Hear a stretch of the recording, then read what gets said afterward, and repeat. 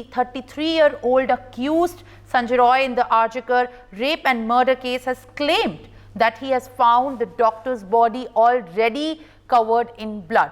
He has told his lawyer that he is innocent in being framed and plead not guilty. Now, very importantly, this is in fact a big U-turn to the earlier claims that have been made by Sanjay Roy in front of the Kolkata police. And in fact, now after the CBI has been grilling him for so many days and also conducting the polygraph test at separate levels to find out the actual truth, this is in fact a big update that we're tracking at this point of time. Rainik, my colleague, joins us from the from Kolkata on the broadcast.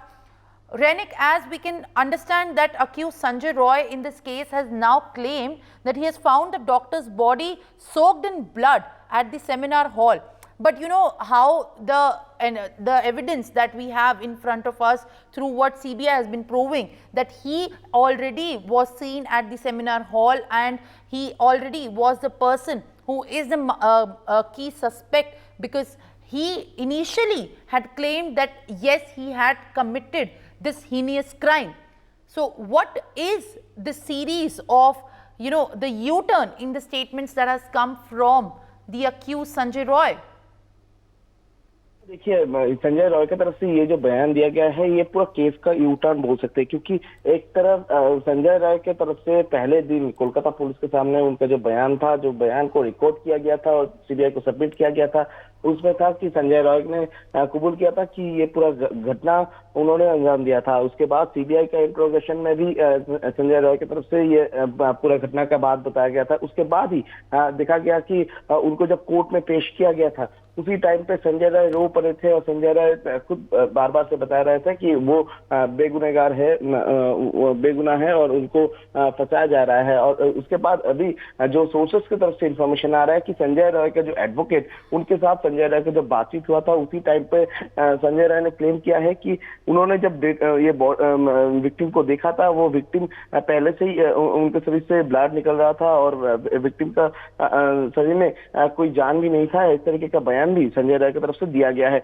और इसी situation पे अभी जो confusion create हो रहा है, बार बार से जो कंफ्यूजन तैयार हो रहा है, इसको जांच करने के लिए सीबीआई की तरफ से टेक्नोलॉजी का इस्तेमाल किया जा रहा है। यानी एक तरफ जब संजय रॉय का जो mobile tower location, Sanjay Roy का जो मोबाइल डेटा छाना जा रहा है, दूसरी तरफ संजय रॉय का मेंटल मैपिंग किया गया है, यानी जिसको साइकोलॉजिकल असेसमेंट कहा जाता है, वो किया गया है और उसके साथ पॉलीग्राफी टेस्ट किया गया है। और उसके बाद ही संजय रॉय का जो डीएनए, वो डीएनए प्रोफाइलिंग के लिए भेजा गया है दिल्ली एम्स पर। जैसे कि सीबीआई के सोर्सेस की तरफ से कहा जा रहा है कि ये जो डीएनए प्रोफाइलिंग का जो रिपोर्ट, वो रिपोर्ट आने के बाद ही सीबीआई कंफर्म हो पाएगा कि ये पूरा घटना के साथ संजय शामिल है या संजय शामिल नहीं है। क्योंकि जो सीमेन सैंपल पोस्टमार्टम के टाइम पे बरामद किया गया था, वो सीमेन सैंपल के साथ संजय का जो डीएनए, ये डीएनए प्रोफाइलिंग करने के बाद ही मालूम पड़ेगा कि ये पूरा घटना के साथ संजय